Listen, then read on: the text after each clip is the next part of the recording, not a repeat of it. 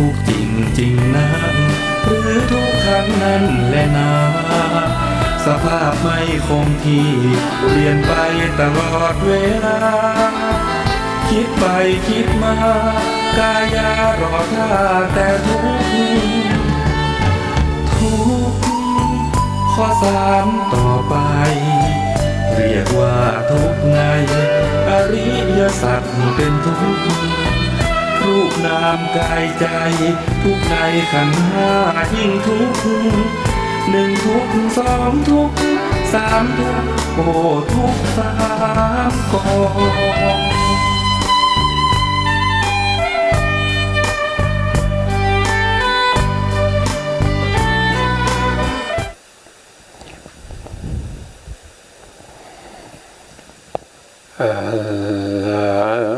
สัม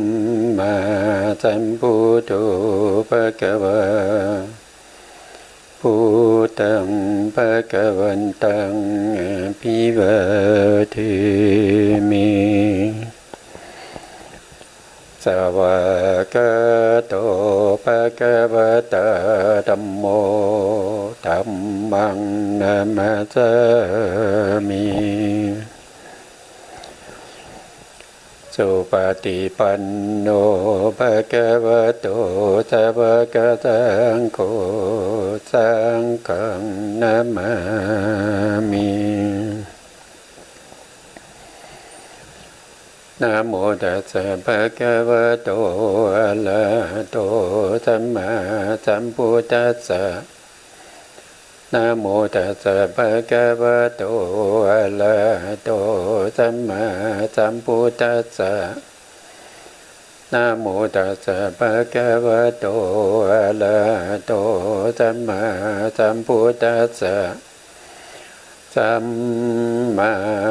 สัมพุทธมัตโตลังสาสะธัมมะคโนตมังอาภิวาทิยาภาสิสังอาภิธรรมตาสังฆังตถาวุตตาภิธรรมตาจตุตาปรมัตตโตจิตตังเจตสิกังรูปังนิพพานามิติสัพพทา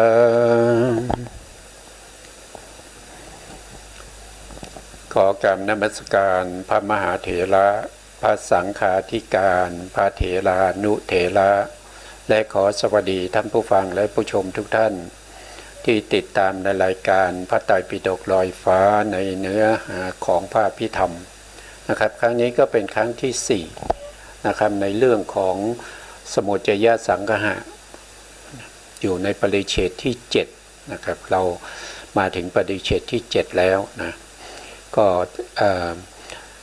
ที่พระอนุรุทธาจารย์ท่านได้รจนาคัมภีร์อภิธรรมมัทธสังคหะไว้ก็จะมีอยู่ทั้งหมด9ปริเฉดด้วยกัน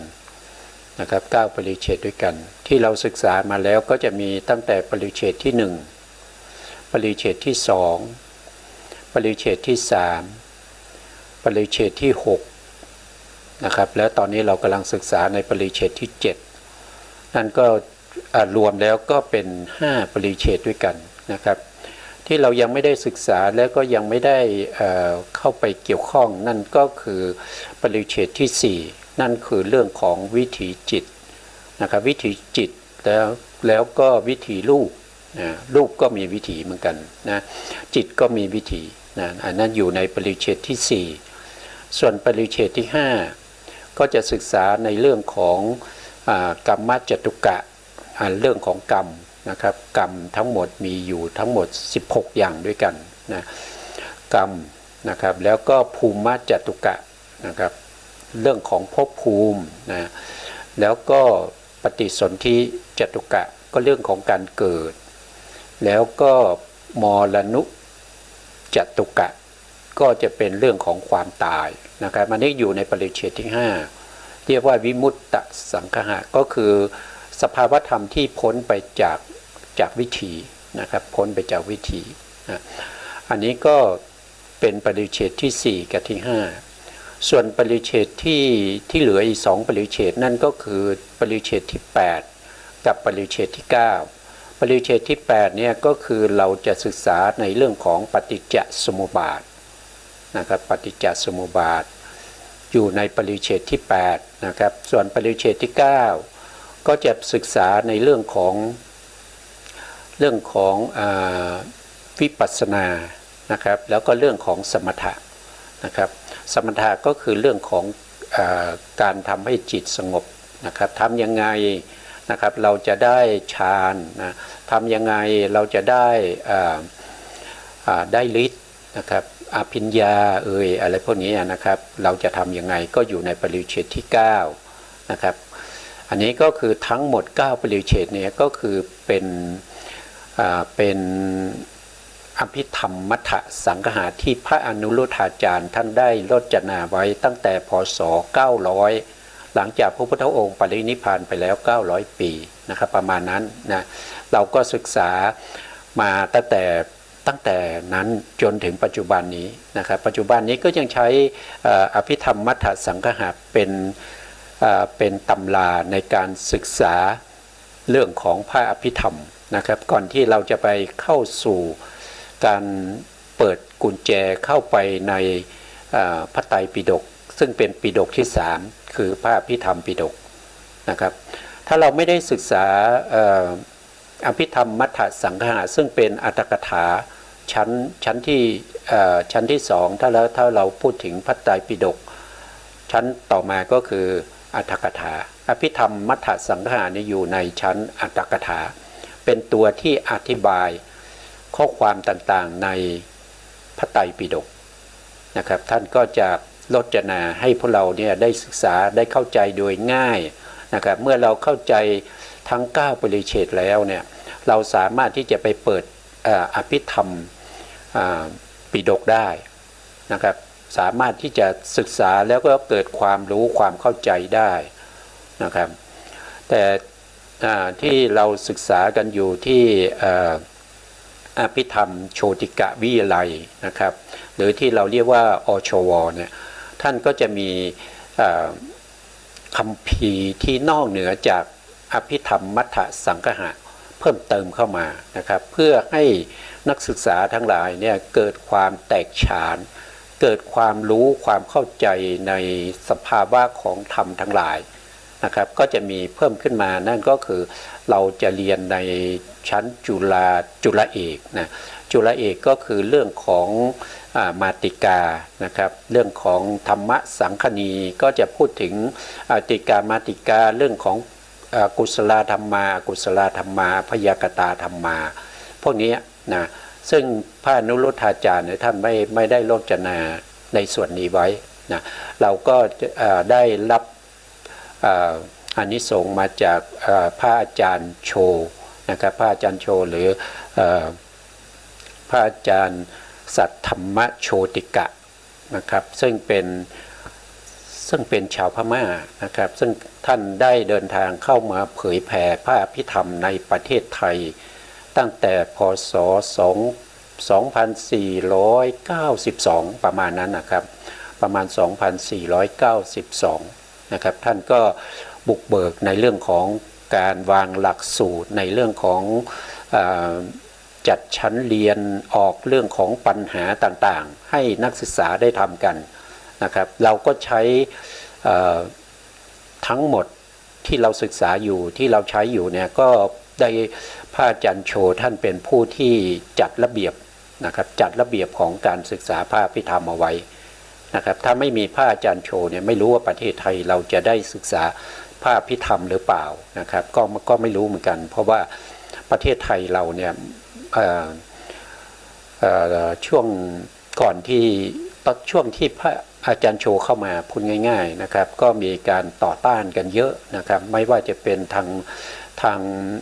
างการเมืองนะครับหรือว่าทางศาสนานะครับก็ต่อต้านเรื่องพระอภิธรรมนะครับผู้สนับสนุนก็มีนะครับ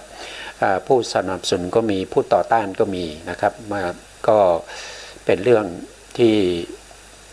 มันจบไปแล้วนะครับเราก็ไม่อยากจะรื้อฟื้นนะแต่ว่าเป็นบุญ นะครับเป็นบุญเป็นกุศลที่พระอาจารย์โชท่านมีความพยายามนะครับในการที่จะเรียบเรียงแล้วก็จัดระเบียบของการศึกษาพระอภิธรรมเอาไว้จนสืบทอดมาถึงพวกเราในปัจจุบันนี้นะครับอันนี้ก็เป็นบุญคุณเป็นคุณที่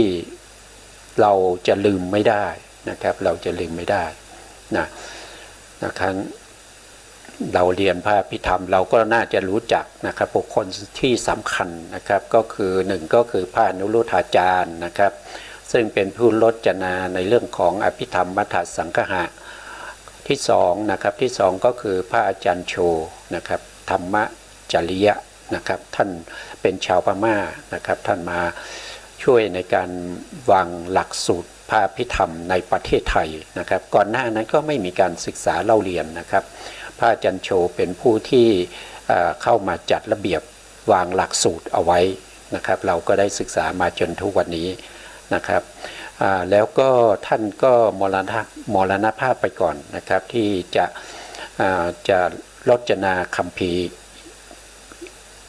อีกหลายคัมภีร์นะครับอย่างเช่นยมกะนะยมกะก็จะมีอยู่10ยมกะเห็นไหมครับพระอาจารย์โชท่านก็รจนาได้อยู่5ยมกะนะครับก็เหลืออยู่อีก5ยมกะซึ่งเป็นยมกะเบื้องบนเนี่ยนะครับพระอาจารย์โชยังไม่ได้ทำนะครับแต่ท่านมรณภาพไปก่อนนะครับและปัจจุบันนี้ก็มีพระอาจารย์โกธัญญะนะครับก็มาจากพม่าเหมือนกันนะครับท่านก็มาเปิดสอนในเรื่องของยมกะเบื้องบน5นะครับท่านก็สอนมาหลายปีแล้วนะครับก็มีประเทศไทยเราก็มีผู้ที่รู้และเข้าใจในเรื่องของยมกะทั้ง10ยมกะนี้ปัจจุบันนี้ก็มีหลายท่านด้วยกันนะครับก็เรียนจากพระอาจารย์โชแล้วก็พระอาจารย์โกธัญญะนะครับก็เป็นบุคคลที่มีคุณนะครับต่อพระอภิธรรมในประเทศไทยของเรานะครับถ้าไม่มีพระอาจารย์ที่มีความรู้มาวางหลักสูตรมาสอนพวกเราก็จะไม่รู้นะครับเมื่อเราไม่รู้เนี่ยเราเป็นอะไรเมื่อเราไม่รู้พระสัทธรรมเราไม่รู้ธรรมของพระอริยะเราก็เป็นอันทะปุถุชนอันทะปุถุชนนะครับก็คือปุถุชนที่มืดบอดนะครับไม่รู้สัจธรรมนะถึงแม้ว่าเราได้ศึกษาไปแล้วเราเกิดความรู้ความเข้าใจแล้วเราไม่ได้ศึกษาต่อหรือว่าเราอาจจะจบแล้วก็ไม่ได้ทบทวนนะครับมันก็จะลืมนะครับมันก็จะลืมไปนะครับถ้าลืมไปแล้วเนี่ย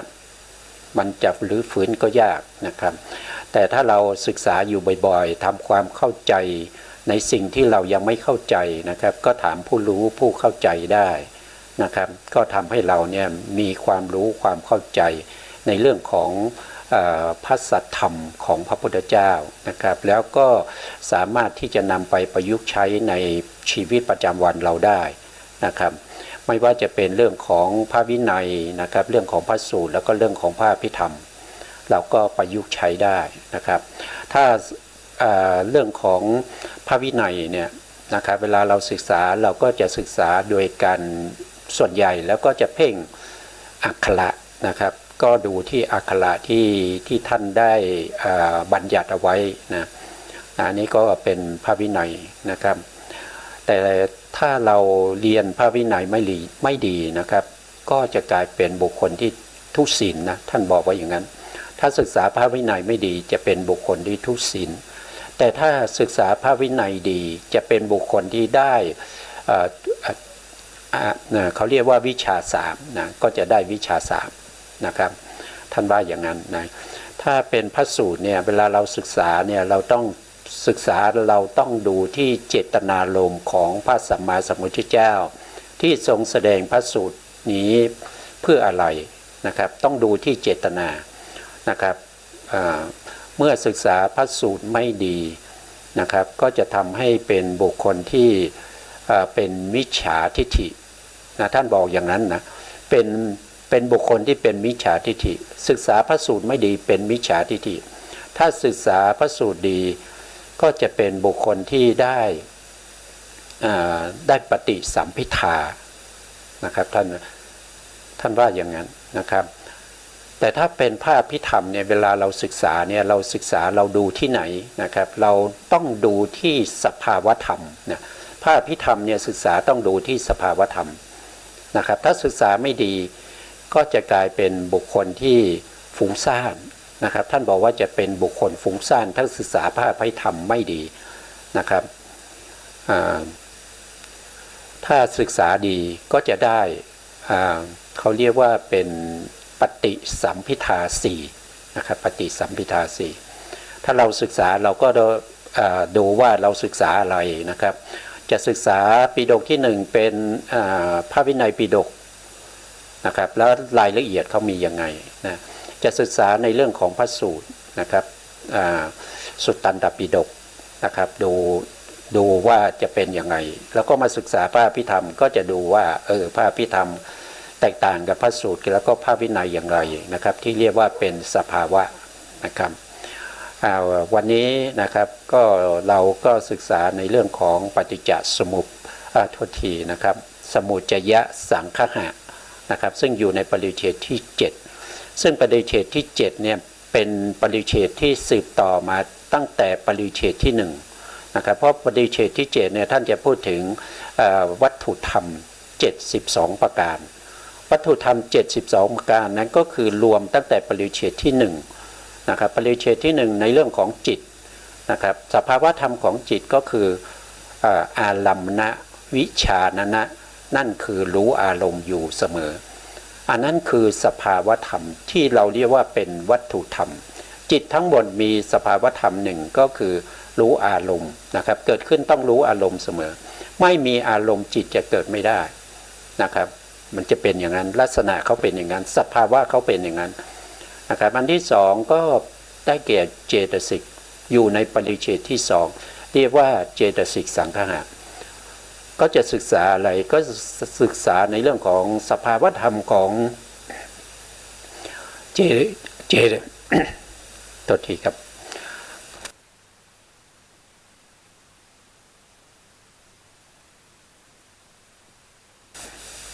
นะครับเจตสิกนี้ก็เป็นสภาวธรรมนะเจตสิกมีอยู่52ใน52เนี่ยก็จะมีสภาวธรรมของใครของมันนะไม่เหมือนกับจิตมี121แต่มีสภาวธรรม1เท่านั้นแต่เจตสิก52มีสภาวธรรมของใครของมันมีถึง52ประการด้วยกันนะครับอันนี้ก็รวมกันแล้วก็เป็นเท่าไหร่เป็น53นะ53จิต1ก็เป็น53แล้วก็มีรูปซึ่งอยู่ในปริเฉดที่6นะครับรูปก็จะมีอยู่28แต่รูปที่มีสภาวะของตัวเองโดยเฉพาะมีอยู่18เราเรียกว่านิพพันธรูป18เมื่อเอานิพพันธรูป18บวกเข้าไปอีกก็จะเป็นอยู่71นะ71สภาวะธรรม71นะครับแล้วก็ในปริเฉดที่6เนี่ยท้ายๆเนี่ยท่านก็จะพูดถึงในเรื่องของพระนิพพานนะครับพระนิพพานก็เป็นสภาวธรรมหนึ่งนะครับเป็นสันติลักขณังนะครับเป็นสภาวธรรมอีกหนึ่งสภาวะเมื่อบวกเข้าไป71ก็เป็น72แล้วก็นำเอาสภาวธรรมทั้ง72นั้นมารวบรวมเข้ากันนะครับเข้ากันตามสภาวะที่เข้ากันได้อย่างเช่นเรากำลังศึกษาในเรื่องของอกุศลใช่ไหมครับอกุศลเนี่ยถ้าเราพูดถึงอาสวะเนี่ยจะมีสภาวะธรรมอะไรที่มันรวมกันอยู่ในสภาวะที่เราเรียกว่าเป็นอาสวะอาสวะก็คือธรรมชาติที่เป็นเครื่องไหลไปในกามคุณอารมณ์เนี่ยไหลไปในภพภูมิที่เป็นรูปภูมิอรูปภูมิรูปฌานอรูปฌานนะครับหรือว่าสภาวธรรมที่เป็นเครื่องไหลไปในอวิชชานะครับอวิชชาก็คือความไม่รู้นะครับก็จะมีสภาวธรรมอย่างแล้วก็เป็นเครื่องไหลไปในเรื่องของทิฏฐิทิฏฐิก็คือทิฏฐิเจตสิกนะครับว่าโดยองค์ธรรมเนี่ยอาสวะเนี่ยก็จะมีโลภะใช่ไหมครับโลภะนี่ก็เป็นเจตสิกนะครับโลภะเป็นเจตสิกทิฏฐิเป็นเจตสิกแล้วก็อวิชชาหรือโมหะก็เป็นเจตสิกรวมกันเข้า3อันนี้เราเรียกว่าเป็นอาสวะอาสวะก็มี7อย่างเงี้ยนะครับอย่างที่พวกเราคุ้นเคยนะครับอย่าง ถ้าเราพูดถึงกิเลสอย่างเงี้ยกิเลสนี้เราคุ้นเคยเราได้ยินบ่อยนะครับเป็นสภาวะธรรมที่ทำให้เกิดการเศร้าหมองนะเกิดความเล่าร้อนแล้วก็เศร้าหมองนะเมื่อกิเลสเกิดขึ้นก็ทำให้สภาวะธรรมที่ประกอบกับตนเองนะครับเกิดความเล่าร้อนแล้วก็เศร้าหมองไปด้วยถึงแม้ตัวที่มาประกอบนั้นไม่ใช่กิเลสนะครับแต่ประกอบกับกิเลสแล้วก็ทำด้วยถูกกิเลสนั้นทำให้เกิดความเศร้าหมองเล่าร้อนอย่างนี้เป็นต้นนะครับครั้งที่แล้วเราก็พูดถึงเราก็มาดูในสไลด์ต่อจากครั้งที่แล้วนะครับครั้งที่แล้วก็พูดถึงเรื่องของอกุศลสังขารมีอยู่ทั้งหมด9หมวดอาสวะเราพูดไปแล้วมีอยู่4มีธรรมอยู่4ข้อนะครับโอคะก็มีธรรม4ข้อก็พูดไปแล้วนะครับโยคะก็มีธรรมอยู่4ข้อก็พูดไปแล้วแล้วก็พูดถึงคันธะก็จะมีธรรม4ข้อเหมือนกันแต่ที่เราพูดไปแล้วเนี่ยเป็นการพูดโดยคร่าวๆให้เห็นภาพรวมเท่านั้นนะครับให้เห็นภาพรวมเท่านั้นเรายังไม่ได้ไปพูดถึงรายละเอียดนะครับว่าอาสวะเวลาเกิดขึ้นเนี่ยเกิดอย่างไรแล้วก็ทำยังไงจะละอาสวะได้นะครับมีทำอะไรบ้างที่จะละอาสวะเรายังไม่ได้พูดถึงนะครับสภาวะของอาสวะโดยเป็นยังไงเราก็ยังไม่ได้พูดถึงนะตอนนี้เราให้ดูภาพรวมไปก่อนนะครับเราพูดถึงคันธะใช่ไหมครับคันธะมี4นะครับครั้งที่แล้วก็กำลังพูดถึงเรื่องของคันธะอยู่นะครับเดี๋ยวผมดูรายละเอียดว่าคันธะอยู่ตรงนี้นะครับคันธะนี้มีข้อธรรมอยู่4ข้อนะครับ1ก็คืออภิชากายะคันธะธรรมชาติที่เกี่ยวข้องนามกายรูปกายไว้โดยอาการผูกพันอยู่ในกามคุณอารมณ์องค์ธรรมได้แก่โลภะเจตสิกที่ในโลภะมูลจิต8นะครับอภิชากายะคันธะนะครับองค์ธรรมได้แก่ตัวโลภะเจตสิกนะครับโลภะเจตสิกก็ย่อมต้องเกิดร่วมกับโลภะมูลจิตนะครับเราอันนี้คือโลภะมูลจิตนะจิตทั้งหมดเนี่ยนะครับจิตทั้งหมดที่อยู่ในที่เราเห็นอยู่ตรงนี้นะครับก็คืออกุศลจิต12นะครับก็จะมีโลภะ8โทสะ2โมหะ2นะครับโทสะนี้ก็คือโทสะมูลจิตนะครับโลภะมูลจิตนะแล้วก็โทสะมูลจิตแล้วก็โมหะมูลจิตนะครับทีนี้ตัวที่เขาเป็นอภิชากายะคันธะเนี่ยไม่ใช่ตัวจิตนะไม่ใช่ตัวโลภะจิตแต่เป็นตัวเจตสิกนะครับเจตสิกนะครับเจตสิกอยู่ตรงไหนก็คือดวงนี้นะเจตสิกดวงนี้นะครับที่อยู่ในโลติกะเจตสิก3ดวงนี้เข้ามาประกอบอยู่ในจิต8ดวงนี้เมื่อเข้ามาประกอบอยู่ในจิต8ดวงนี้แล้วมีอารมณ์ที่เป็นกามคุณอารมณ์กามคุณอารมณ์นั้นก็คือได้แก่การเห็นรูปแล้วเกิดความยินดีพอใจนะครับเห็นสิ่งที่ดีๆงามๆเกิดความติดใจสนใจอย่างนี้เรียกว่าเป็นเขาเรียกว่าเป็นกายะอภิชากายะคันธะนะครับเพราะว่าอะไรก็เพราะว่ามีความผูกพันนะครับแล้วก็ผูกพันอยู่ในไหนก็อยู่ในกามคุณอารมณ์นะครับอันนี้ได้แก่ตัวโลภะนะครับอยู่ในโลภะมูลจิต8นะเพราะฉะนั้นถ้าพูดถึงตัวองค์ธรรมเนี่ยก็คือตัวโลภะเจตสิกดวงนี้นะครับไม่ใช่ตัวจิตนะไม่ใช่ตัวจิตนะครับโลภะมูลจิตนี้มีเจตสิกประกอบได้ถึง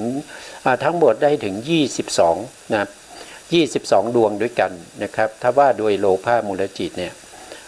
นะครับจิตแล้วก็เจตสิกอื่นๆที่นอกจากโลภะนั้นไม่ได้ชื่อว่ากายะคันธะนะอภิชากายะคันธะไม่ได้ชื่ออย่างนั้นนะครับเอาเฉพาะตัวโลภะที่อยู่ในโลภะมูลจิต8เมื่ออะไรเมื่อธรรมชาติที่ไปเกี่ยวข้องนามกายรูปกายโดยการผูกพันอยู่ในกามคุณอารมณ์อันนั้นเราเรียกว่าเป็นอภิชากายะคันธะ นะครับแต่ถ้าเป็นโลภะเจตสิกที่อยู่ในนี้แต่มีสภาวะธรรมเป็นธรรมชาติที่ไหลไปในกามคุณอารมณ์ก็จะไม่ชื่อว่าอภิชากายขันธาแล้วก็จะไปชื่อว่ากามาสวะอย่างนี้นะครับกามาสวะถึงแม้จะเป็นโลภะเจตสิกเหมือนกันนะครับแต่เราไม่ได้เรียกชื่อเหมือนกันขึ้นอยู่กับสภาวธรรมในขณะนั้นนะครับของโลภะว่าโลภะนั้นในขณะนั้นมีสภาวะเป็นอย่างไรนะครับมีสภาวะเป็นอย่างไรถ้ามีสภาวะที่เป็นเครื่องไหลหรือว่าเครื่องหมักดองนะครับอันนี้เราจะเรียกว่าเป็นอาสวะแต่ถ้าเป็นธรรมชาติที่เกี่ยวข้องนามกายรูปกายนะครับแล้วก็ผูกพันอยู่ในกามคุณอารมณ์อย่างนี้เราจะเรียกว่าเป็นกายะอภิชากายะขันธะนะครับก็จะต่างกันที่สภาวะนะครับต่างกันที่สภาวะชื่อก็จะเปลี่ยนไปแต่ตัวองค์ธรรมคือตัวเดิมนะก็คือโลภะเจตสิกเหมือนกันนะครับนะก็เข้าใจเรื่องของสภาวธรรมนะต่อไปในข้อที่สองนะครับในข้อที่สองก็คือพยาปาทะกายขันธะธรรมชาติที่เกี่ยวข้องนามกายรูปกายไว้โดยอาการโกรธองค์ธรรมก็คือได้แก่โทสะนะครับโทสะก็เกิดไหนโทสะคือดวงไหนโทสะก็คือดวงนี้นะครับดวงนี้นะดวงนี้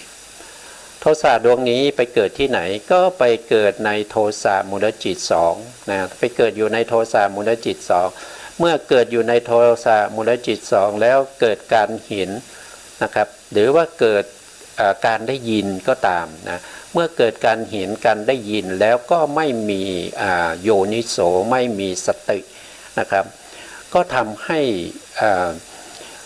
ห้จิตนั้นนะครับพร้อมกับเจตสิกอื่นๆที่เป็นสัมปยุตธรรมนั้นเป็นพยาปาทะกายขันธะก็คือเกี่ยวข้องนามกายรูปกายไว้ด้วยอาการโกรธเมื่อมีอาการโกรธเมื่อมีอาการโกรธเราก็ต้องรู้สึกได้ว่าสิ่งนี้เป็นพยาปาทะกายขันธะนะครับแต่ตัวองค์ธรรมเขาคือได้แก่ตัวโทสะเจตสิกนะครับไม่ใช่ตัวจิตที่เป็นโทสะมูลจิตแล้วก็ไม่ใช่เจตสิกอื่นๆที่ประกอบอยู่ในโทสะนะครับประกอบอยู่ในโทสะมูลจิตแต่เอาเฉพาะตัวโทสะเจตสิกเท่านั้นนะครับที่เป็นพยาปาทะกายขันธะนะก็จะเป็นลักษณะอย่างนี้นะครับทั้งหมดที่พูดมาตั้งแต่อาสวะนะครับอาสวะโยคะอาสวะโยคะแล้วก็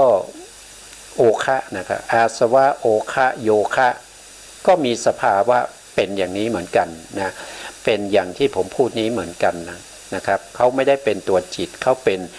ตัวองค์ธรรมนะครับองค์ธรรมนั้นคือตัวที่เป็นอาสวะที่เป็นโอคะที่เป็นโยคะนะครับต่อมานะครับต่อมาเราก็พูดถึงข้อที่3นะครับข้อที่3ก็คือศีลพัตตปรมาสกายขันธะธรรมชาติที่เกี่ยวข้องนามกายรูปกายไว้โดยอาการยึดถือในการปฏิบัติที่ผิดนะครับองค์ธรรมได้แก่ทิฏฐิเจตสิกนะครับทิฏฐิเจตสิกตรงนี้ตกไปเนี่ยองค์ธรรมที่ไหนองค์ธรรมคือทิฏฐิเจตสิกนะครับตรงนี้ตกไปนะครับทิฏฐิ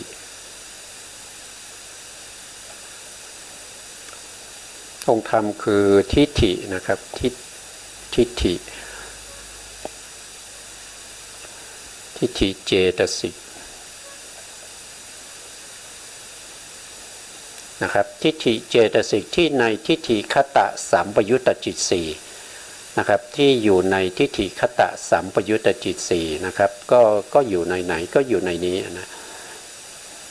นะครับก็อยู่ในจิต4ดวงข้างหน้านี้นะครับจิต4ดวงนี้ที่เป็นโลภะนะครับก็คือ โลภะมูลจิตดวงที่หนึ่งนะครับโลภะมูลจิตดวงที่สองโลภะมูลจิตดวงที่ห้าแล้วก็โลภะมูลจิตดวงที่หกสี่ดวงนี้จะมีทิฏฐิเจตสิกประกอบอยู่ข้างในด้วยแล้วก็บุคคลที่ยึดถือการปฏิบัติที่ผิดจากความนึกคิดของตัวเองนะครับนั้นเรียกว่าเป็นศีลพัตตปารมัสสะกายคันธะนะครับตัวองค์ธรรมได้แก่ทิฏฐิเจตสิกที่อยู่ในทิฏฐิคตะสัมปยุตตจิตสี่นะคือตัวเจตสิกนะแต่วิธีการปฏิบัติอย่างเช่นเราไปปฏิบัติอย่างเช่นสมัยพุทธกาลเนี่ยมีผู้ที่ปฏิบัติเยี่ยงโคเยี่ยงสุนัขอย่างเงี้ยนะครับอันนั้นคือเขามีความเห็นผิดแล้วเขาก็นำเอาความเห็นผิดมาประพฤติปฏิบัติออกมาทางกายทางวาจาอย่างเงี้ยนะครับมีการคานเหมือนสุนัขนะครับเวลาจะทานก็ทานแบบสุนัขนะครับเอาเทลงนะครับเอาอาหารเทลงที่พื้นแล้วก็ใช้ลิ้นใช้ปากในการที่จะเลียกินอย่างเงี้ยก็ประพฤติปฏิบัติเช่นสุนัขเนี่ยนะครับอย่างเช่นปฏิบัติเช่นโคนะครับก็ไม่รู้ว่าผู้ที่ปฏิบัติเยี่ยงโคเนี่ยเขาจะกินหญ้าหรือเปล่าไม่รู้นะครับอันนี้ก็น่าจะต้องกินนะครับเพราะว่าความเข้าใจเขาเป็นอย่างนั้นเขาบอกว่าการที่เขาปฏิบัติอย่างนั้นนะเพื่อจะชดใช้กรรมเก่าให้มันหมดไปแล้วก็ไม่ทำกรรมใหม่นะครับเมื่อกรรมเก่าหมดเขาก็จะบริสุทธิ์เองเขาว่าอย่างนั้นนะครับแต่พระพุทธองค์ตัดถามว่าแล้วคุณรู้หรือเปล่าว่ากรรมเก่าคุณมีเท่าไหร่ก็ตอบไม่ได้นะครับแล้วถามว่าจะรู้จะหมดเมื่อไหร่ก็ตอบไม่ได้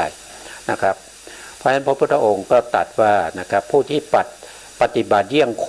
นะครับถ้าตายไปแล้วก็ไปเกิดเป็นโคนะผู้ที่ปฏิบัติเยี่ยงสุนัขเมื่อตายไปแล้วก็ไปเกิดเป็นสุนัขนะครับอันนี้ก็คือเป็นผู้ที่ปฏิบัติผิดนะครับในเรื่องของศีลพัตตปรมัสสะกายคันธะนะครับอันนี้ก็ปฏิบัติตามความเห็นผิดของตนแต่ตัวองค์ธรรมได้แก่ตัวทิฏฐิเจตสิกนะครับทิฏฐิเจตสิกก็อยู่ในโลภะทิฏฐิคตะสัมปยุตตจิตสี่ดวงเท่านั้นนะครับเป็นตัวที่มีอำนาจทำให้บุคคลนั้นปฏิบัติเยี่ยงโคเยี่ยงสุนัขนะครับอันนี้ก็เป็นศีลพัตตปรมัสสะกายคันธะนะครับต่อไปทำข้อที่4ของคันธะนะครับก็จะเรียกว่าอิทังสัจจะพินิเวสกายคันธะนะธรรมชาติที่เกี่ยวข้องนามกายรูปกายไว้โดยการยึดถือในความเห็นผิดของตนว่าถูกต้องนะครับว่าถูกต้องความเห็นของคนอื่นผิดนะครับอันนี้ก็คือได้แก่ตัวทิฏฐิเหมือนกันนะได้แก่ตัวทิฏฐิเหมือนกันนะครับเป็นบุคคลที่นึกคิดเอาเองนะครับนึกคิดเอาเองว่ามันต้องเป็นไปอย่างนี้มันต้องอย่างนึกคิดเอาเองว่าอยากจะพ้นทุกข์อย่างเงี้ยแล้วก็ไปปฏิบัติที่มันผิดแล้วก็เข้าใจว่ามันถูกนะครับเข้าใจว่ามันถูกแล้วก็เห็นคนอื่นเขาปฏิบัติวิปัสสนาก็ตามสมถะก็ตามนะครับที่เขาทำจิตให้สงบเนี่ยก็ไปบอกเขาว่าคุณปฏิบัติผิดเนี่ยผมปฏิบัติถูกเนี่ยอย่างเงี้ยมันตัวเองเนี่ยปฏิบัติผิดแต่ไม่รู้ไม่เข้าใจนะครับแต่เข้าใจว่าตัวเองปฏิบัติถูกนะครับคนอื่นที่ปฏิบัติถูกแล้วว่าปฏิบัติผิดอย่างเงี้ยนะครับอันนี้ก็เป็นอิทังสัจจาพินิเวสกายคันธะองค์ธรรมก็คือได้แก่ตัวเจตสิกที่เรียกว่าเป็นทิฏฐิเจตสิกนั่นเองนะครับอันนี้ก็ผ่านไปนะครับทีนี้เราไปต่อนะอันนี้เขาเขียนเป็นตารางมานะครับเขียนเป็นตารางมาให้นะอันนี้เราจะได้ศึกษาโดยรายละเอียดต่อไปนะครับตอนนี้เราศึกษาเฉพาะในส่วนที่เป็นโครงสร้างไปก่อนนะครับอันนี้ท่านพูดถึงในเรื่องของความแตกต่างกันระหว่างอภิชฌาและพยาบาทนะครับที่เป็นมโนทุจริตแล้วก็อภิชฌาและพยาบาทที่เป็นคันธะนะครับที่เป็นคันธะนะอันนี้ก็ จะพูดรายละเอียดอีกครั้งหนึ่งนะครับจากคันธานี้เราจะไปไหนต่อนะครับจากข้อที่4คันธาต่อไปก็เป็นข้อที่5ก็จะเป็นอุปทานนะอุปทานก็จะมีข้อธรรมอยู่4ข้อด้วยกันนะ4ข้อเราก็ไปดูอุปทานนะครับอุปทานอยู่ตรงไหนอยู่ตรงนี้นะอุปทานนะครับมีข้อธรรมอยู่4ข้อด้วยกันนะครับก็จะเป็น1ก็คือกามุปาทานนะกามุปาทานธรรมชาติที่เป็นเครื่องยึดมั่นนะยึดมั่นในกามคุณอารมณ์นะครับองค์ธรรมได้แก่โลภะเจตสิกนะครับเขายึดมั่นถือมั่นในกามคุณอารมณ์นะครับกามคุณอารมณ์กามคุณอารมณ์ก็คือได้แก่รูปรสกลิ่นเสียงนะครับมีรูปมีเสียงมีกลิ่นมีรสแล้วก็การสัมผัสถูกต้องนะครับเขายึดถือเอาสิ่งพวกนี้ว่าเป็นของตนนะเป็นตนนะเป็นตนนะยึดมั่นถือมั่นนะครับไม่ยอมไม่ยอมปล่อยไม่ยอมวางนะไม่รับฟังในสัจธรรมว่าสิ่งพวกนี้เป็นแต่สภาวะเป็นแต่สิ่งที่เกิดขึ้นด้วยปัจจัยนะครับเมื่อปัจจัยหมดสิ่งพวกนี้ก็จะหมดไปตามแต่เหตุปัจจัยเขาก็ไม่รู้เขาก็ยึดมั่นถือมั่นอยู่นะครับองค์ธรรมได้แก่โลภะเจตสิกนะครับที่ในโลภะมูลจิต8นะครับอันนี้คือเจตสิกที่อยู่ในโลภะมูลจิต8เลย8ดวงเลยนะครับได้แก่ตัวโลภะเจตสิกนะอยู่ในโลภะมูลจิต8นะครับต่อไปในข้อธรรมที่2นะครับของอุปทานก็จะเรียกว่าทิฏฐุปาทานทิฏฐุปาทานก็คือธรรมชาติที่เป็นเครื่องยึดมั่นในความเห็นผิดนะครับที่นอกเหนือจากศีลพัตตปรมาสะทิฏฐิแล้วก็อัตวาทิฏฐินะครับองค์ธรรมได้แก่ทิฏฐิเจตสิกที่อยู่ในทิฏฐิคตะสัมปยุตตจิต4นะอันนี้ก็คือได้แก่ตัวทิฏฐิเจตสิกที่ประกอบอยู่ในทิฏฐิคตะสัมปยุตตจิต4นะอันนี้คือมีความเห็นผิดเป็นเครื่องยึดมั่นในความเห็นผิดนะที่นอกเหนือนะครับที่นอกเหนือจากการปฏิบัติผิดแล้วก็นอกเหนืออัตวาก็คือเรื่องของยึดถือว่าเป็นตัวเป็นตนนะครับอันนี้นะที่นอกเหนือจากการปฏิบัติที่ผิดแล้วก็นอกเหนือจากการยึดว่าเป็นตัวเป็นตนนะครับอันนี้เรียกว่าเป็นทิฏฐุปาทานนะครับต่อไปในข้อที่3นะครับก็คือศีลพัตตุปาทานศีลพัตตุปาทานก็คือธรรมชาติที่ยึดมั่นในการปฏิบัติผิดองค์ธรรมได้แก่ทิฏฐิเจตสิกที่ในทิฏฐิคตะสัมปยุตตจิต4อันนี้ได้แก่การปฏิบัติเลยนะมีความเห็นผิดแล้วก็นำเอาความเห็นผิดของตนนั่นแหละมาปฏิบัติเป็นศีลเป็นข้อปฏิบัตินะก็ลงมือปฏิบัติในความคิดที่ผิดของตนนั่นเองนะต่อไปข้อที่4นะครับก็คืออัตวาทุปาทานอัตวาทุปาทานก็คือธรรมชาติที่เป็นเครื่องยึดมั่นในรูปนามขันธ์5ว่าเป็นตัวเป็นตนนะครับองค์ธรรมก็ได้แก่ตัวทิฏฐิเจตสิกที่อยู่ในทิฏฐิคตะสัมปยุตตจิต4อันนี้ถ้าเราดูแล้วเนี่ยในข้อในอกุศลในกองที่5ที่เรียกว่าอุปทานเนี่ยถ้าว่าโดยตัวองค์ธรรมจริงๆก็จะมีอยู่2อย่างเท่านั้นเองนะครับก็จะมีโลภะเจตสิก1นะครับโลภะเจตสิก1ที่อยู่ที่ชื่อว่ากามุปาทานนะครับโลภะเจตสิกที่อยู่ในโลภะมูลจิต8นะครับแล้วก็ได้แก่ตัวทิฏฐินะข้อ2นี้ก็คือทิฏฐุปาทานก็ได้แก่ตัวทิฏฐิเจตสิกที่อยู่ในทิฏฐิคตะสัมปยุตในที่นี้มีอยู่4ดวงนะครับแล้วก็ในข้อที่3ก็คือศีลพัตตุปาทานอันนี้องค์ธรรมก็ได้แก่ตัวทิฏฐิเจตสิกเหมือนกันแล้วก็อยู่ในจิตดวงเดียวกันด้วยนะครับก็คือทิฏฐิคตะสัมปยุตตจิต4นะครับข้อที่4ก็อัตวาทุปาทานนะครับอันนี้ก็เช่นเดียวกันองค์ธรรมก็ได้แก่ทิฏฐิเจตสิกอยู่ในทิฏฐิคตะสัมปยุตตจิต4นะครับเราก็จะเห็นได้ว่าตัวทิฏฐิเจตสิกดวงเดียวเนี่ยสามารถเป็นได้ทั้งทิฏฐุปาทานนะครับหรือว่าเป็นศีลพัตตุปาทาน หรือว่าจะเป็นอัตวาทุปทานก็ได้นะครับก็ขึ้นอยู่กับว่าเขามีความเห็นอย่างไงนะครับความเห็นทั้งหมดทั้ง3ข้อนี้เป็นความเห็นผิดนะครับจะเห็นว่ารูปนามขันธ์5เป็นตัวเป็นตนก็เป็นความเห็นผิดอันนี้ก็จะเรียกว่าเป็นอัตวาทุปทานนะครับเมื่อมีความเห็นผิดเอาไปยึดถือปฏิบัตินะลงมือปฏิบัติเมื่อลงมือปฏิบัติก็เรียกว่าเป็นศีลพัตตุปาทานนะครับก็คือศีลพจน์นั่นเองนะครับก็เป็นการประพฤติปฏิบัติที่ผิดนะก็เป็นเจตสิกตัวหนึ่งเหมือนกันก็คือทิฏฐิเจตสิกเหมือนกันนะครับแล้วก็ที่ถูกปาทานเนี่ยก็คือความเห็นผิดที่นอกเหนือไปจากการปฏิบัติผิดนะครับที่เรียกว่าศีลพัตตุปาทานนะครับแล้วก็นอกไปจากอัตวาทุปาทานคือยึดมั่นในรูปนามขันธ์5ว่าเป็นตัวเป็นตนนะครับนั้นนะครับอันนี้ก็คือเป็นอุปทานนะครับอุปทานองค์ธรรมมีอยู่2ข้อนะครับแต่ถ้าว่าโดยข้อธรรมก็แยกออกมาได้อยู่4ข้อด้วยกันนะครับอุปทานนะจากอุปทานไปไหนต่อนะครับก็มาดูตรงนี้จากอุปทานนะครับก็จะเป็นข้อธรรมที่เป็นอกุศลที่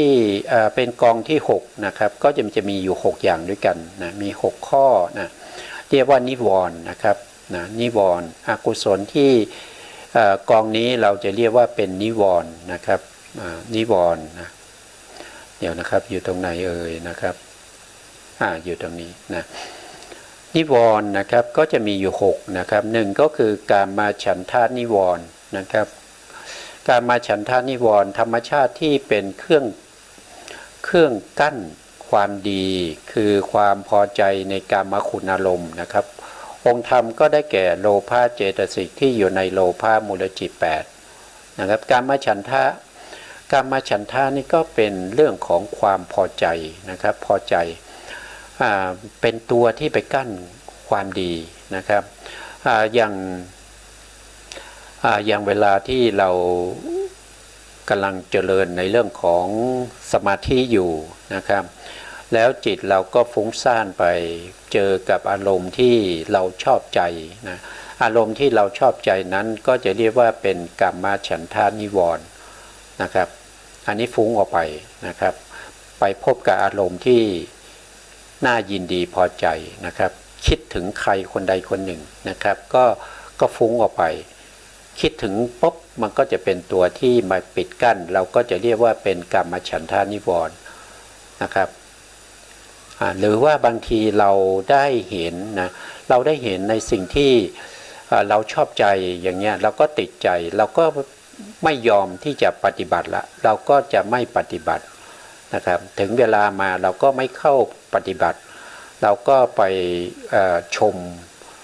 สิ่งที่เราชอบใจอยู่นะครับอันนี้ก็เป็นกามฉันทานิวรณ์นะครับเวลาเรา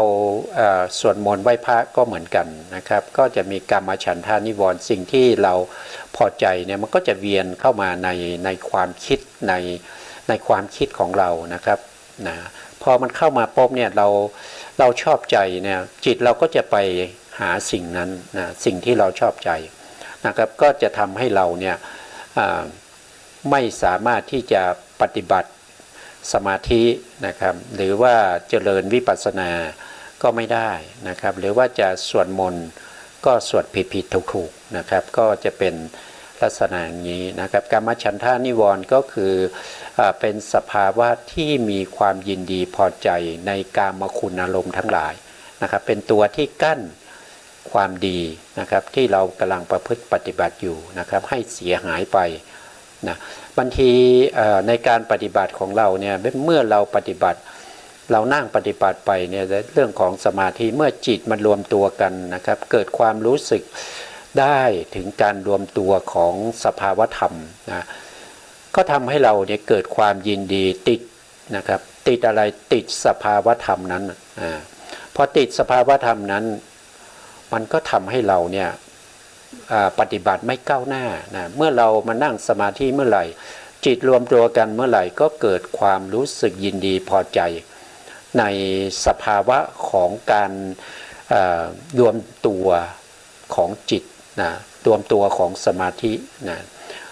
ที่มันกำลังรวมตัวกันเข้ามานะครับก็จะทำให้เราเนี่ยปฏิบัติไม่ก้าวหน้าหรือว่าวันหลังๆเนี่ยเรามานั่งเพื่อจะให้ได้เหมือนเดิมเนี่ยมันก็จะไม่ได้อีกแล้วนะอันนั้นมันก็คืออะไรก็คือกามฉันทานิวรณ์ที่เป็นตัวกั้นนะเมื่อในขณะที่เราบางท่านเนี่ยถ้าได้แล้วเนี่ยจะสังเกตง่ายๆเขาจะขยันในการที่จะปฏิบัตินะเขาจะขยันเพราะว่าเขาต้องการให้มันได้ความยินดีพอใจสุขใจเมื่อมีสมาธิแก่กล้าแล้วเกิดความสุขอย่างเงี้ยนะยินดีพอใจนะก็เป็นตัวกั้นเหมือนกันนะนี่ก็เป็น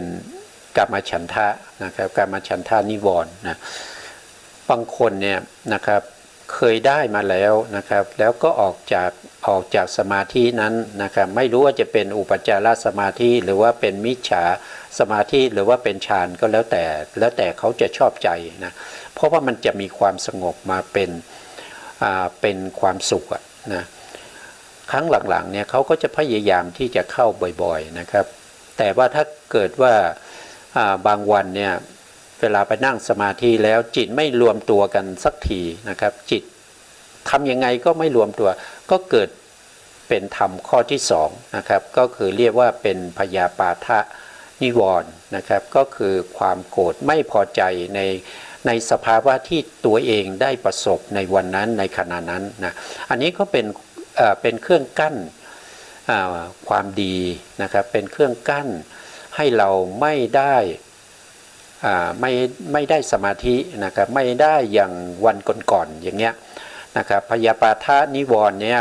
นะครับก็คือธรรมชาติที่เป็นเครื่องกั้นความดีนะครับคือความโกรธนะครับความโกรธองค์ธรรมได้แก่โทสะเจตสิกนะโทสะเจตสิ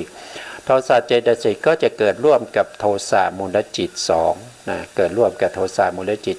2นะครับต่อไปก็ข้อที่3ก็เป็นถีนามิทะนิวรณ์นะครับธรรมชาติที่เป็นเครื่องกั้นความดีคือความหดหู่ท้อถอยอารมณ์นะครับองค์ธรรมก็ได้แก่ถีนะ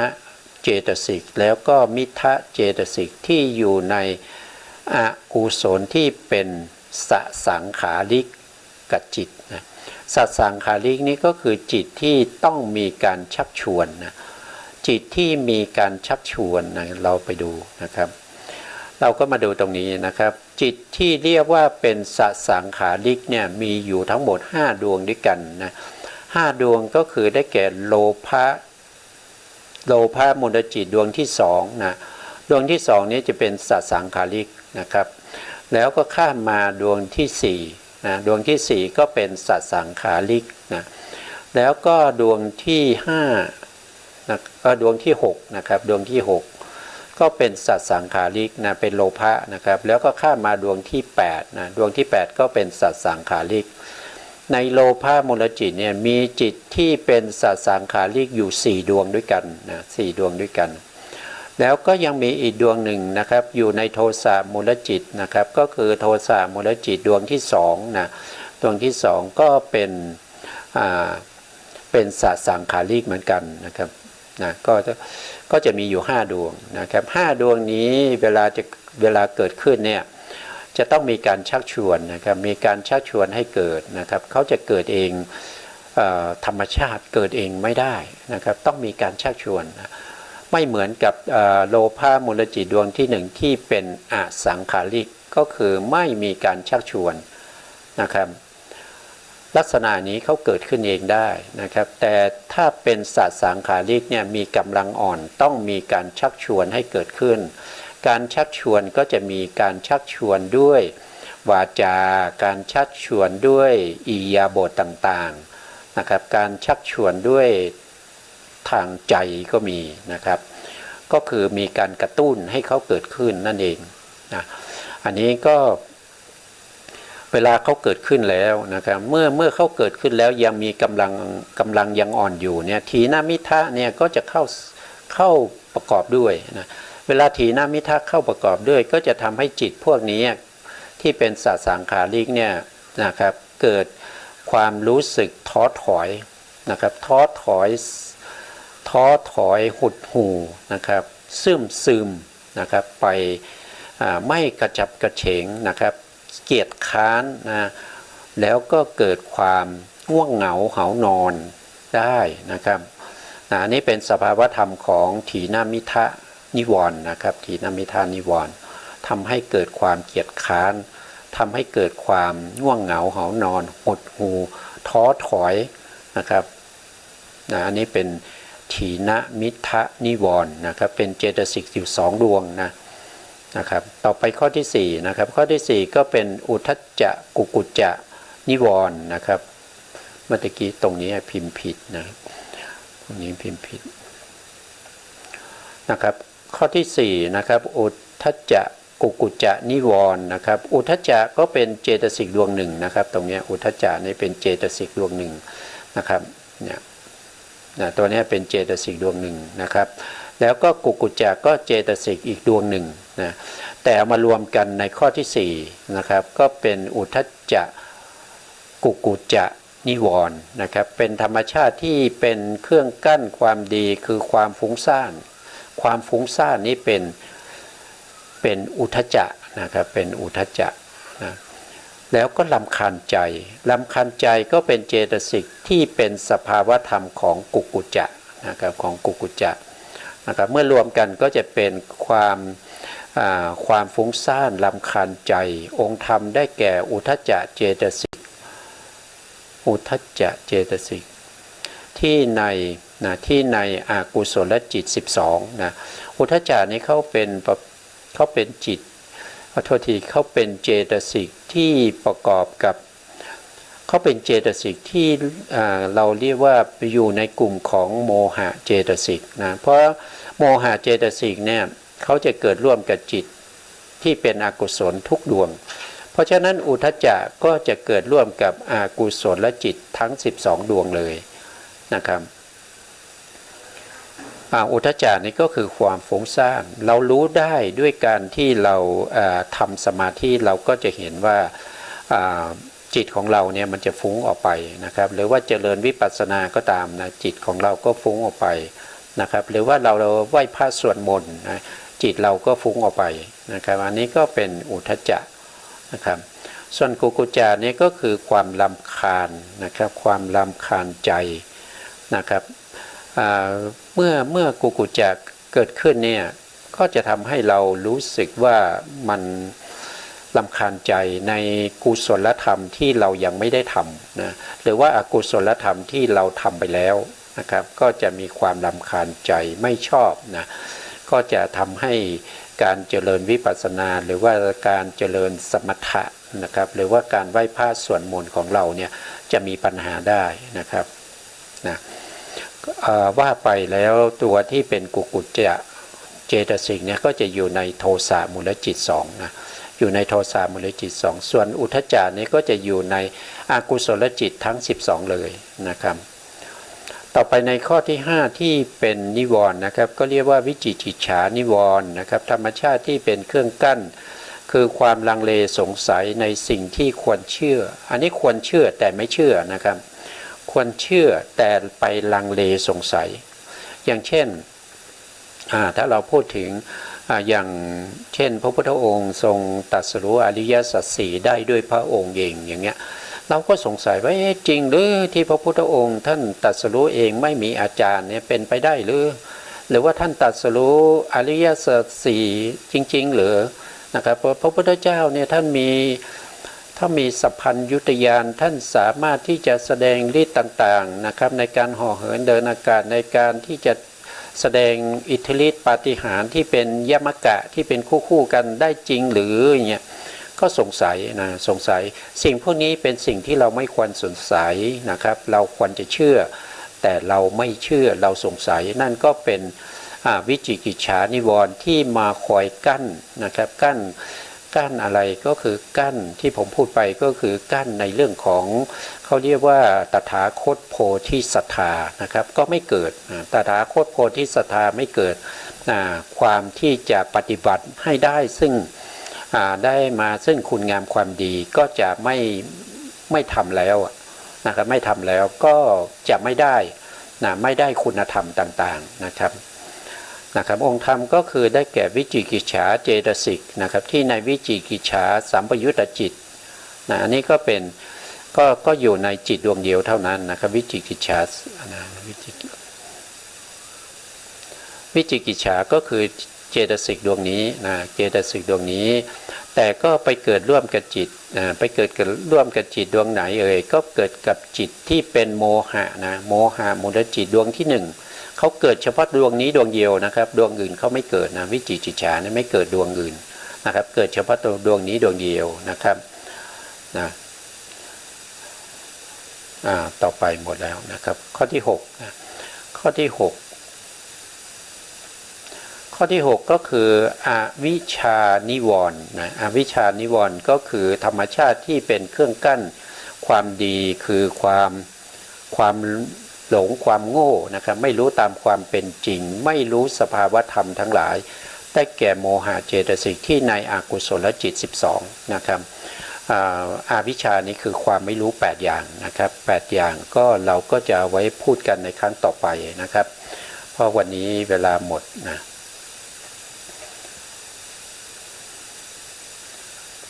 เราก็พูดถึงในเรื่องของนิวรณ์อยู่นะครับแต่ก็ยังพูดในโครงสร้างอยู่เรายังไม่ได้ลงรายละเอียดนะครับให้เห็นว่าอากุศลมีอยู่9กองมีอะไรบ้างแล้วก็แต่ละกองเนี่ยมีข้ออะไรบ้างแค่นั้นเองนะครับวันนี้เวลาหมดแล้วสุดท้ายนี้ขอกราบขอบพระคุณพระครูสมุทรวิศวัตรวรกิจโจผู้อำนวยการสถานีวิทยุเพื่อการศึกษาพระพุทธศาสนาและวัฒนธรรมขึ้น FM 104.5 เมกะเฮิรตซ์วัดฝายหินจังหวัดเชียงใหม่แล้วขอกราบขอบพระคุณพระครูปริยัติยานุศาสตร์ขอบคุณท่านผู้ฟังและผู้ชมทุกท่านที่ติดตามในรายการพระไตรปิฎกลอยฟ้าในเนื้อหาของพระอภิธรรมนะครับพบกันใหม่ในโอกาสต่อไปครับวันนี้ลาไปก่อนครับสวัสดีครับ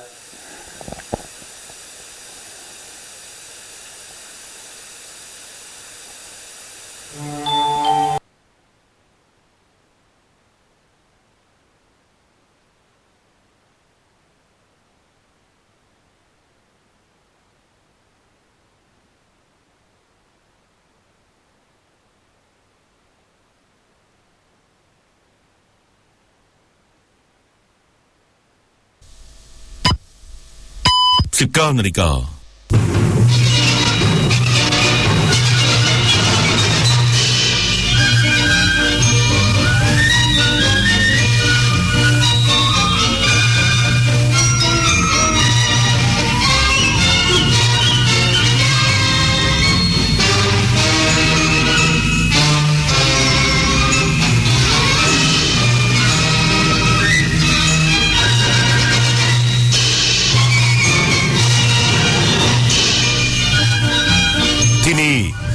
สถานีวิทยุกระจายเสียงแห่งประเทศไทยต่อไปเสนอข่าวซึ่งมีหัวข้อข่าวดังนี้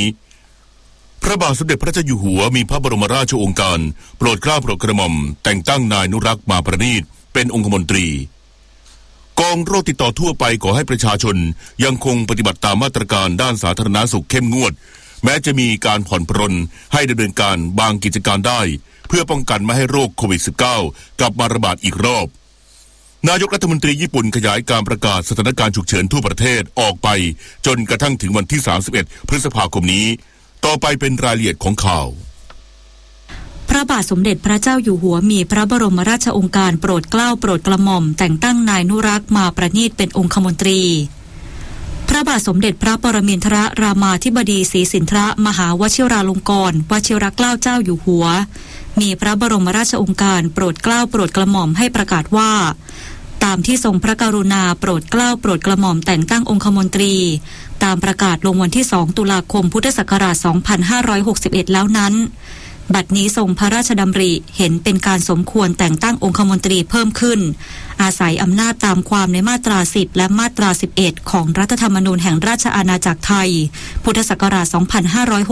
2560 จึงทรงพระกรุณาโปรดเกล้าโปรดกระหม่อมแต่งตั้งนายนุรักษ์มาประณีตเป็นองคมนตรีทั้งนี้ตั้งแต่บัดนี้เป็นต้นไปประกาศณวันที่ 4 พฤษภาคม พุทธศักราช 2563 เป็นปีที่ 5 ในรัชกาลปัจจุบันผู้รับสนองพระบรมราชโองการพลเอกสุรยุทธจุลานนท์ประธานองคมนตรีนายกรัฐมนตรีพร้อมคณะลงนามถวายพระพรชัยมงคลพระบาทสมเด็จพระเจ้าอยู่หัวเนื่องในโอกาสมหามงคลวันฉัตรมงคลวันนี้พลเอกประยุทธ์จันทร์โอชานายกรัฐมนตรีและรัฐมนตรีว่าการกระทรวงกลาโหมพร้อมด้วยนางนราพรจันทร์โอชาภริยานำคณะรัฐมนตรีประกอบด้วยพลเอกประวิตรวงษ์สุวรรณรองนายกรัฐมนตรีนายวิษณุเครืองามรองนายกรัฐมนตรีนายสมคิดจาตุศรีพิทักษ์รองนายกรัฐมนตรีนายอนุทินชาญวิรกุลรองนายกรัฐมนตรีและนายจุรินทร์ลักษณะวิสิทธิ์รองนายกรัฐมนตรีพร้อมด้วยภริยาลงนามถวายพระพรชัยมงคลพระบาทสมเด็จพระเจ้าอยู่หัวเนื่องในโอกาสมหามงคลวันฉัตรมงคลณอาคารหน่วยราชการในพระองค์ 904 ในพระบรมมหาราชวังนายกรัฐมนตรีมีคำสั่งให้ส่วนราชการและรัฐวิสาหกิจลดธงครึ่งเสาทั่วราชอาณาจักรเพื่อถวายความอาลัยแด่เจ้าผู้ครองนครแห่งรัฐอธิปไตยทหาร Order of Maltaด้วยเจ้าผู้ครองนครแห่งรัฐอธิปไตยทหาร Order of Malta สิ้นพระชนเมื่อวันพุธที่ 29 เมษายน 2563 นายกรัฐมนตรีจึงได้มีคำสั่งให้ส่วนราชการและรัฐวิสาหกิจลดธงครึ่งเสาทั่วราชอาณาจักรเพื่อถวายความอาลัยแด่เจ้าผู้ครองนครรัฐอธิปไตยทหาร Order of Malta ในวันอังคารที่ 5 วันพฤหัสบดีที่ 7 และวันศุกร์ที่ 8 พฤษภาคม 2563 รวม 3 วันทำการและขอความร่วมมือให้หน่วยงานของรัฐทุกแห่งลดธงครึ่งเสาตามกำหนดวันดังกล่าวศูนย์บริหารสถานการณ์การแพร่ระบาดของโรคติดเชื้อไวรัสโคโรนา 2019 รายงานมีผู้ป่วยรักษาหายเพิ่มขึ้น1รายรวมหายกลับบ้านได้แล้ว 2,740 รายขณะที่ผู้ติดเชื้อรายใหม่พบเพิ่มขึ้น18รายไม่พบผู้เสียชีวิตส่วนผลตรวจที่จังหวัดยะลา40คนยังไม่ยืนยันผลรอตรวจซ้ำอีกครั้งเพื่อความชัดเจนนายแพทย์ทวีสินวิษณุโยธินโฆษกศูนย์บริหารสถานการณ์การแพร่ระบาดของโรคติดเชื้อไวรัสโคโรนา 2019 หรือสบคแถลงสถานการณ์โรคโควิด -19 ในประเทศไทยว่ามีผู้ป่วยรักษาหายสามารถกลับบ้านได้เพิ่มขึ้น1รายรวมเป็น 2,740 รายส่วนผู้ติดเชื้อรายใหม่พบเพิ่มขึ้นในวันนี้18รายส่วนใหญ่พบอยู่ในศูนย์กักกันผู้ต้องกักของสำนักงานตรวจคนเข้าเมืองอำเภอสะเดาจังหวัดสงขลาเป็นแรงงานต่างด้าวทั้งหมดแบ่งเป็นเพศหญิง17รายและเพศชาย1รายอายุระหว่าง 10-22 ปีรวมมีผู้ป่วยติดเชื้อสะสม 2,987 รายและไม่พบมีผู้เสียชีวิตรวมยังมีผู้เสียชีวิตสะสมที่54รายส่วนการกระจายตัวของผู้ป่วยติดเชื้อในจังหวัดสงขลาที่พบผู้ป่วยรวมแล้ว60รายในจำนวนนี้เป็นคนในพื้นที่44รายทำให้ขณะนี้ยังคงต้องติดตามสถานการณ์ในพื้นที่ภาคใต้อย่างใกล้ชิดขณะที่ในพื้นที่ภาคกลางภาคตะวันออกภาคตะวันออกเฉียงเหนือในช่วง28วันที่ผ่านมามีแนวโน้มผู้ป่วยลดลงอย่างต่อเนื่องทั้งนี้ส่วนใหญ่ยังพบว่าผู้ที่มีความเสี่ยงติดเชื้อส่วนใหญ่ยังอยู่ในกลุ่มอายุเฉลี่ย 20-29 ปีและ9จังหวัดที่ยังไม่พบผู้ป่วยคือจังหวัดกำแพงเพชรชัยนาทตราดน่านบึงกาฬพิจิตรระนองสิงห์บุรีอ่างทองและสตูลพร้อมยังขอให้ประชาชนปฏิบัติตามมาตรการควบคุมโรคโควิด -19 อย่างเคร่งครัดแม้ภาครัฐจะมีการผ่อนปรนมาตรการออกมาบ้างแล้วก็ตามตอนนี้เราผ่อนปรนกันให้ท่านได้ใช้ชีวิตให้เหมือนกับสิ่งที่เคยเป็นมาให้มากที่สุดแต่อย่างไรก็ตามแต่ยังต้องมีข้อจำกัดเรื่องของการปรับพฤติกรรมเป็นสิ่งที่สำคัญและจำเป็นเพราะฉะนั้นต้องใส่หน้ากากอนามัยหน้ากากผ้าแล้วก็บังคับในเรื่องของหลายๆข้อบังคับที่เราได้ออกมาแล้วเนี่ยนะครับท่านต้องทำตามข้อกำหนดที่ว่าด้วยนะครับสำหรับกรณีกระแสข่าวพบจำนวนผู้ป่วยโรคโควิด -19 ในพื้นที่ภาคใต้เพิ่มขึ้นโดยเฉพาะในจังหวัดยะลา40รายนั้นยืนยันว่ายังไม่พบผู้ป่วยติดเชื้อตามที่มีกระแสข่าวแต่เป็นผลจากการทำงานเชิงรุกของภาครัฐ โดยกรมควบคุมโรคร่วมกับทางจังหวัดตรวจค้นหาผู้ป่วยที่เริ่มดำเนินการมาตั้งแต่วันที่ 18 เมษายนที่ผ่านมาพบผู้ป่วยเบื้องต้น 20 รายทำให้มีการขยายหาผู้สัมผัสใกล้ชิด 671 รายพบผู้ป่วยเพิ่มเติมอีก 6 รายจึงขยายหาผู้สัมผัสใกล้ชิดได้อีก 311 รายในกลุ่มนี้ทำให้พบผู้ป่วยเพิ่มขึ้นอีก 40 รายแต่เป็นข้อมูลที่ยังไม่เป็นทางการและมีการเผยแพร่ออกไปก่อนทำให้สร้างความสับสนเนื่องจากต้องนำกลุ่มผู้ต้องสงสัยติดเชื้อกลุ่มนี้เข้าตรวจสอบอีกครั้งที่ศูนย์ของกรมวิทยาศาสตร์การแพทย์จังหวัดสงขลาโดยล่าสุดพบว่าผลตรวจที่ออกมาทั้งหมดไม่มีผู้ติดเชื้อดังนั้นทำให้ทางการแพทย์จึงต้องนำตรวจหาเชื้อครั้งที่ 3ซึ่งจะส่งเชื้อมาตรวจที่ห้องแลบในกรุงเทพมหานครเพื่อสร้างความมั่นใจว่าเป็นผู้ไม่ติดเชื้อจริงต่อไปรวมถึงปัจจุบันกรมวิทยาศาสตร์การแพทย์ได้จัดตั้งศูนย์เพื่อตรวจค้นหาผู้ติดเชื้อเชิงรุกกระจายกว่า100 แห่งทั่วประเทศแล้วผู้อำนวยการกองโรคติดต่อทั่วไปยืนยันผลตรวจผู้เสี่ยงติดเชื้อ40 รายที่จังหวัดยะลาเบื้องต้นไม่พบผู้ติดเชื้อพร้อมขอให้ประชาชนตระหนักสวมหน้ากากอนามัยเว้นระยะห่างทางสังคมแม้จะมีการผ่อนปรนมาตรการเพื่อป้องกันไม่ให้โรคโควิด -19 กลับมาระบาดอีกรอบนายแพทย์โสพลเอี่ยมสิริถาวรผู้อำนวยการกองโรคติดต่อทั่วไปกล่าวถึงกรณีการพบผู้ติดเชื้อในจังหวัดยะลาว่าข้อมูลที่ได้รับแจ้งล่าสุดจากการตรวจสอบยืนยันแล้วว่าทั้ง40 รายไม่พบการติดเชื้อสาเหตุหลักผิดพลาดขั้นตอนการตรวจในห้องปฏิบัติการดังนั้นเพื่อความมั่นใจจะได้ข้อสรุปที่ชัดเจนโดยผู้สงสัยจะนำสารคัดหลั่งตรวจที่กรมวิทยาศาสตร์การแพทย์กระทรวงสาธารณสุขอีกรอบเพื่อให้ทราบผลที่ชัดเจนเบื้องต้นคาดว่าน่าจะมีการติดเชื้อที่น้อยเพราะทั่วไปผู้ป่วยไม่มีอาการมักจะไม่พบการติดเชื้อในเปอร์เซ็นต์ที่สูงแต่ถึงอย่างไรโรงพยาบาลจะดูแลตามอาการอย่างใกล้ชิดโดยแรงงานต่างด้าวที่พบมีการติดเชื้อส่วนใหญ่เป็นแรงงานจากประเทศเพื่อนบ้านที่มาทำงานในประเทศไทยอยู่ระหว่างการตรวจสอบเพิ่มเติมก่อนผลักดันกลับประเทศโดย18 รายที่พบวันนี้จะมีการเก็บเชื้อตรวจซ้ำอีกรอบเพื่อยืนยันและชัดเจนมากขึ้นอย่างไรก็ตามจังหวัดแถบภาคใต้จะเป็นพื้นที่ค้นหาและติดตามเชิงรุกต่อเนื่องเพื่อความมั่นใจแล้วก็เพื่อให้ได้ข้อสรุปที่ชัดเจนผู้ที่เคยถูกสงสัยว่าติดเชื้อเนี่ยก็อยู่ในการดูแลรักษาพยาบาลของทางโรงพยาบาลคือติดตามอาการอย่างใกล้ชิดส่วนตัวอย่างจะมีการนำมาตรวจที่กรมวิทยาศาสตร์การแพทย์เพื่อให้ทราบผลที่ชัดเจนแต่ล่าสุดขณะนี้เนี่ยก็ไม่มีใครที่มีอาการนะครับส่วนใหญ่ก็เป็นคนที่มีประวัติว่าสัมผัสกับผู้ป่วยมาก่อนนะครับแต่ไม่ได้มีอาการป่วยที่ชัดเจนและจากการที่รัฐบาลมีการผ่อนปรนมาตรการทำให้ประชาชนมีการเดินทางข้ามจังหวัดมากขึ้นมีความเสี่ยงที่พบผู้ป่วยติดเชื้อมากขึ้นในสัปดาห์หน้าจึงขอให้ประชาชนตระหนักและร่วมมือกันในการสวมหน้ากากอนามัยเว้นระยะห่างทางสังคมระมัดระวังเมื่อไปใช้บริการกับกิจการที่มีการผ่อนปรนเพื่อไม่ให้โรคโควิด -19 มีการระบาดอีกรอบพร้อมให้ความร่วมมือปฏิบัติตามคำแนะนำของกระทรวงสาธารณสุขและเฝ้าระวังอย่างเคร่งครัดสำนักงานประกันสังคมยืนยันเงินกองทุนประกันสังคมมีเพียงพอจ่ายสิทธิประโยชน์และอยู่ในสถานะมั่นคงล่าสุดจ่ายเงินทดแทนการว่างงานถึงมือลูกจ้างผู้ประกันตนแล้วกว่า 400,000 รายเป็นเงินกว่า 2,000 ล้านบาทนายทศพลกฤตวงศ์วิมานเลขาธิการสำนักงานประกันสังคมแถลงผลการจ่ายสิทธิประโยชน์ทดแทนกรณีว่างงานเนื่องจากเหตุสุดวิสัยณศูนย์แถลงข่าวทำเนียบรัฐบาลว่าตั้งแต่วันที่ 24 มีนาคมถึง 2 พฤษภาคม 2563 มีลูกจ้างผู้ประกันตนลงทะเบียนขอใช้สิทธิ์กว่า 1,100,000 รายในจำนวนนี้มีข้อมูลการยื่นซ้ำและไม่ใช่ผู้ประกันตนมาตรา 33 ซึ่งไม่มีสิทธิ์ลงทะเบียนจำนวนกว่า 210,000 รายคงเหลือผู้มีสิทธิ์ 958,304 รายซึ่งตั้งแต่วันที่ 17 เมษายน 2563 ที่กฎหมายมีผลบังคับใช้จนถึงวันที่ 2 พฤษภาคมที่ผ่านมาจ่ายเงินถึงมือลูกจ้างผู้ประกันตนแล้ว 455,717 รายรวมเป็นเงิน 2,354 ล้านบาทส่วนอีกกว่า 200,000 รายอยู่ระหว่างดำเนินการและอีกกว่า 290,000 รายรอนายจ้างรับรองสิทธิ์ซึ่งรัฐมนตรีว่าการกระทรวงแรงงานได้สั่งระดมเจ้าหน้าที่ทุกส่วนเร่งประสานนายจ้างให้เข้ามารับรองการหยุดงานของลูกจ้างในทุกช่องทางดังนั้นขอให้นายจ้างรีบเข้ามารับรองการหยุดงานของลูกจ้างผ่านระบบอิเล็กทรอนิกส์บนเว็บไซต์สำนักงานประกันสังคมเพื่อให้ลูกจ้างได้รับสิทธิ์ทั้งนี้ยืนยันว่ากองทุนประกันสังคมมีเงินเพียงพอและอยู่ในสถานะที่มั่นคง สำหรับประเด็นที่เราเป็นห่วงมากๆนะครับแล้วก็เร่งรัดติดตามนะครับคือเรื่องของการที่นายจ้างต้อง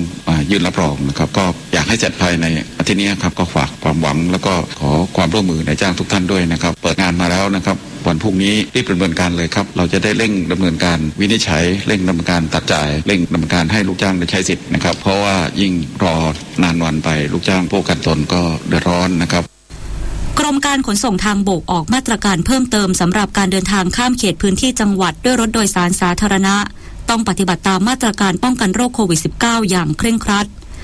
นายจิรุตวิสารจิตอธิบดีกรมการขนส่งทางบกเปิดเผยว่า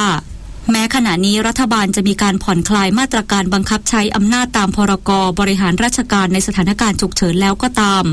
แต่เพื่อป้องกันและควบคุมไม่ให้มีการแพร่ระบาดของโรคโควิด -19 เป็นวงกว้างกรมการขนส่งทางบกจึงออกประกาศมาตรการปฏิบัติสำหรับผู้ประกอบการขนส่งรถโดยสารสาธารณะและรถยนต์สาธารณะสถานีขนส่งผู้โดยสารพนักงานขับรถผู้บริการและผู้โดยสารโดยเฉพาะการเดินทางข้ามเขตพื้นที่จังหวัดผู้โดยสารต้องปฏิบัติตามมาตรการป้องกันโรคตามที่จังหวัดหรือคณะกรรมการโรคติดต่อจังหวัดกำหนดอย่างเคร่งครัดห้ามลงจากรถระหว่างทางหรือในสถานที่ซึ่งมิใช่ที่หยุดหรือจอดตามที่กำหนดไว้นอกจากนี้ผู้โดย